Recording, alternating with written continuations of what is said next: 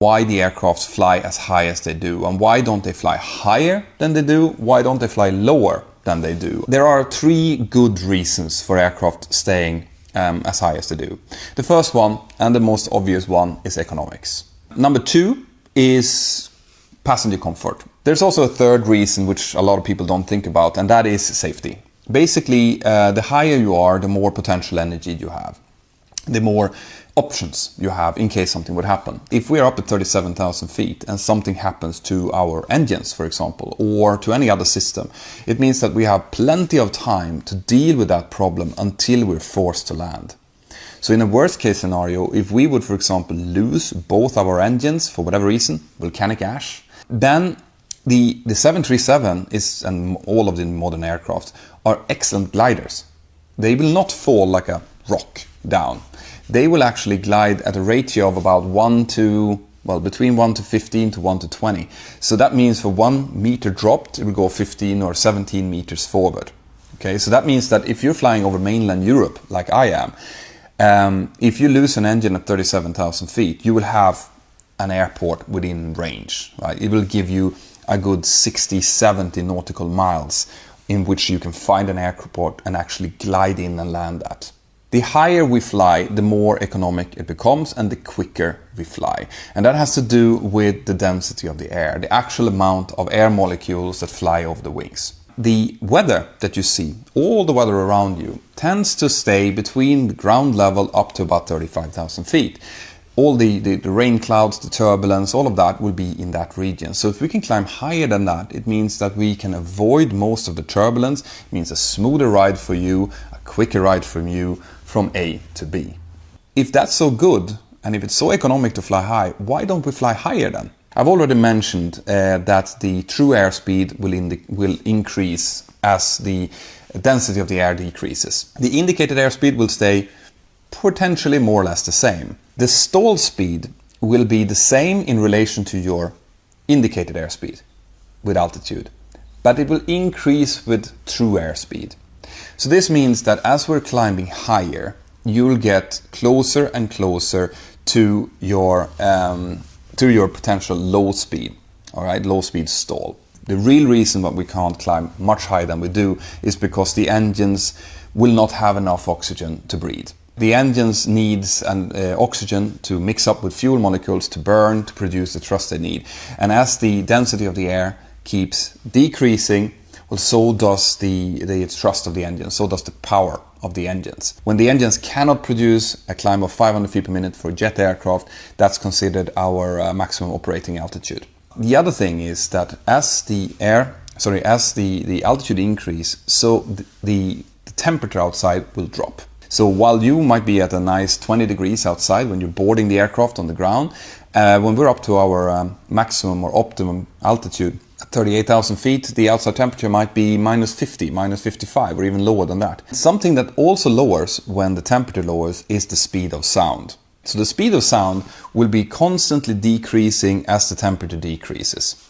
Now, the true airspeed, stall speed, will increase as the altitude increases. As you can see, at one point or another, those two will meet.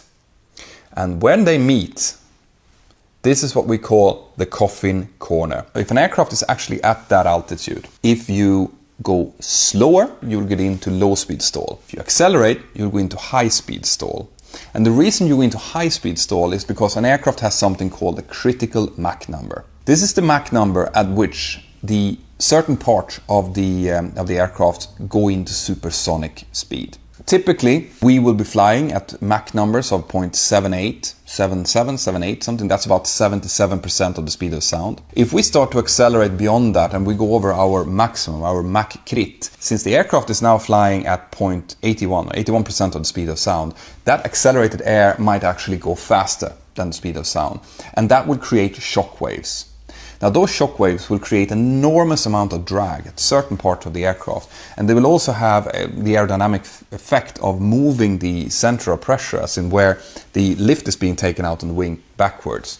And those two things combined is going to give some really, really nasty effects on an aircraft that's designed for subsonic and transonic flight.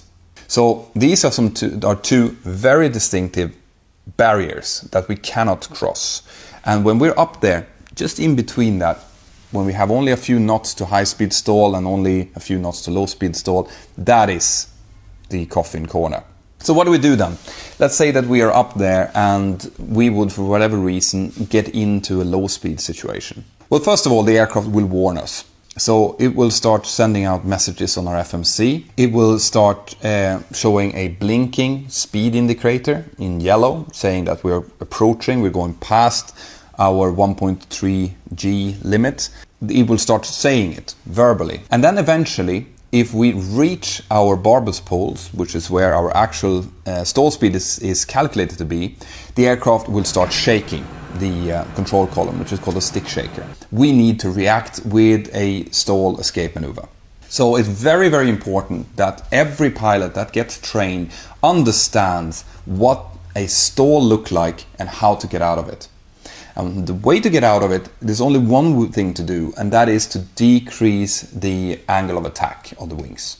So as the speed has been decreasing, the aircraft would have pitched up in order to maintain the altitude. That means that the angle between the air and the wing has increased. That needs to decrease in order for the stall to disappear. So we need to get the nose down. So what we do then, when we get these warnings, is that we disconnect any automatics that we have. We make sure that the nose goes forward. Right? So we push the nose forward. We lower any speed brake that might be out. It shouldn't be out at this point anyway. And we roll the aircraft wings level if it was in the turn. Then we gently put thrust on. And the reason that we're not getting the full thrust on immediately is because, remember, the 737 has engines mounted under the wings. So if we would add thrust, the engines would then push forward and you'll get an upwards pitch moment. And that might negate the push forward because we have so little aerodynamic control at this point.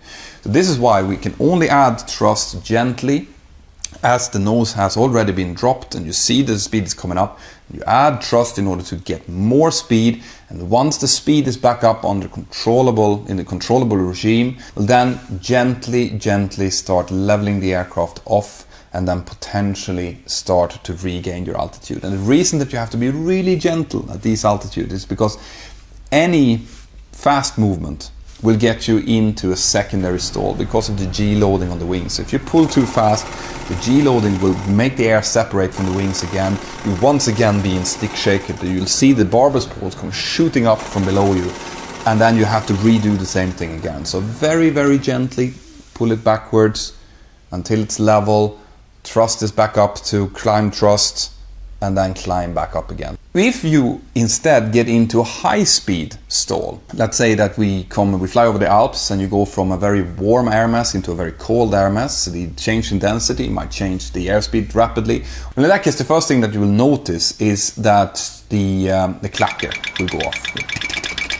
It will tell you that you're in a overspeed condition. What you need to do then is we need to keep the autopilot and autothrottle engaged. The thrust should come back to respond to this because the thrust is trying to govern outside of the maximum speed. And you raise partial speed brake. Very important to make sure that the thrust doesn't go all the way back to idle, because if you're at a high altitude, the air density is so low that if the engines actually decelerate back to full idle, if you want the thrust to come back up again, it's going to take up to almost a minute to get the thrust back again. So thrust comes back to maybe some midpoint. Very gently raise the speed brakes up to not full but partial speed brake. And the reason you have to be, once again, really, really gentle with this is that you're in a high speed situation now. If you suddenly raise the spoilers on the wings, the air is going to accelerate over those spoilers and you might get shock waves over the spoilers. If you get a shock wave on one side but not the other, the aircraft might just roll over. You can, in some extreme scenario, override the autothrottle servos to just increase the speed at which the engines are slowing down. But generally that should not be needed. So this is how you handle either a low speed stall or a high speed scenario. As you can see now, we're starting to talk a little bit more about some fairly advanced aerodynamics here. We're talking about true airspeed, we're talking about critical Mach number, things like this.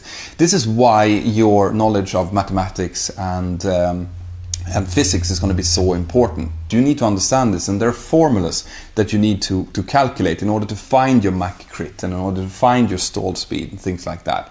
Have an absolutely fantastic day, guys, and I will see you next time. Bye-bye.